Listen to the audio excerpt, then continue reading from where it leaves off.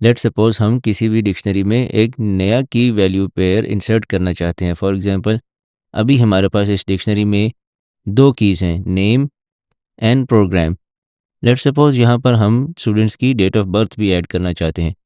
तो एक तरीका तो ये है कि आप इंडिविजुअली यहाँ पर कॉमा लगा के हर एक के आगे इस तरह ऐड कर दें। यहाँ पर भी करें, इस स्टूडेंट के आगे भी, इस स्टूडेंट के आगे भी और इस स्टूडेंट के आगे भी। लेकिन this is not an efficient way to do this. इसका बेहतर तरीका क्या है? इसका बेहतर तरीका ये होना चाहिए कि हम इन सब में, लेट्स सपोज यहाँ तो हमारे पास सिर्फ 4 स्टूडेंट्स हैं, यानी कि 4 डिक्शनरीज़ हैं इस लिस्ट में।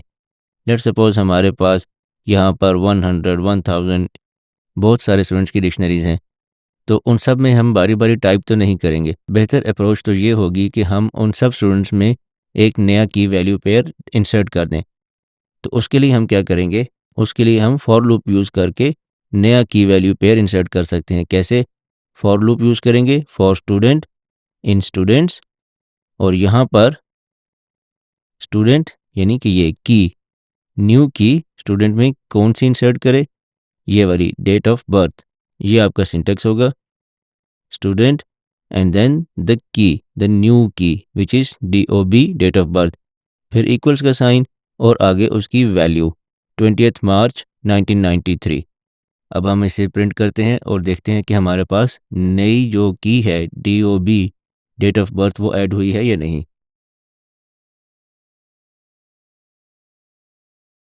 स्टूडेंट की पहली की है name, then the second key is program and the third key is DOB, date of birth. और यहाँ पर हम सेपरेटर देते हैं, कॉमा एंड स्पेस। तो लेट्स रन इट। तो हमारे पास ऐड हो गई। अब हमारे पास सारे स्टूडेंट्स के अगेंस्ट नई की इंसर्ट होगी और उसकी वैल्यू 20th मार्च 1993 सेट हो गई। अब यहाँ तो हमारे पास ये हो गया कि जब हमने यहाँ पर एक नया की वैल्यू पेयर इंसर्ट किया तो उसने सारे स्टूडेंट्स की date of birth 20th March 1993 set कर दी। लेकिन ये तो हमें नहीं चाहिए। ये हमारे लिए उस केस में यूज़फुल होगा कि लेट्स सपोज़ आपके पास कोई प्रोडक्ट्स हैं और उनकी आपने वैल्यू सेट करनी है, द बेस वैल्यू, कि आप एक नया की वैल्यू पे इंसर्ट करें प्रोडक्ट प्राइस के नाम से की, और उसकी वैल्यू आप सेट कर दें इक्वल्स टू लेट्स सपोज़ 100, के डिफ़ॉल्ट वैल्यू जो है या डिफ़ॉल्ट प्राइस जो है दैट वुड बी 100। लेकिन इस केस में हर एक की एज डिफरेंट हो भी सकती है और सिमिलर भी हो सकती है। लेकिन लेट्स सपोज इनकी एज हम इंडिविजुअली सेट करना चाहते हैं, तो how we will do that? हम ये काम कंडीशनल्स के थ्रू कर सकते हैं। तो लेट्स सपोज हम इन सारे स्टूडेंट्स की एज इंडिविजुअली सेट करते हैं, तो वो हम फॉर लूप के थ्रू करेंगे लाइक दिस।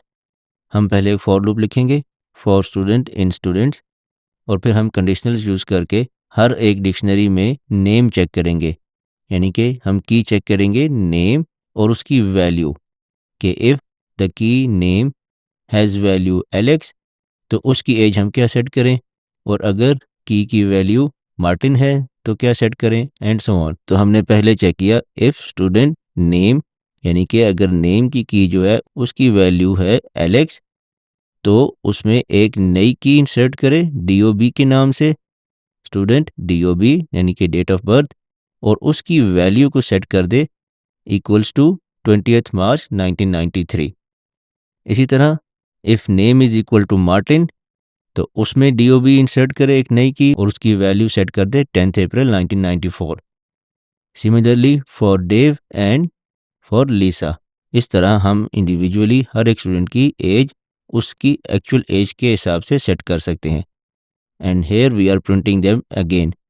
अब इसका हम आउटपुट देखते हैं।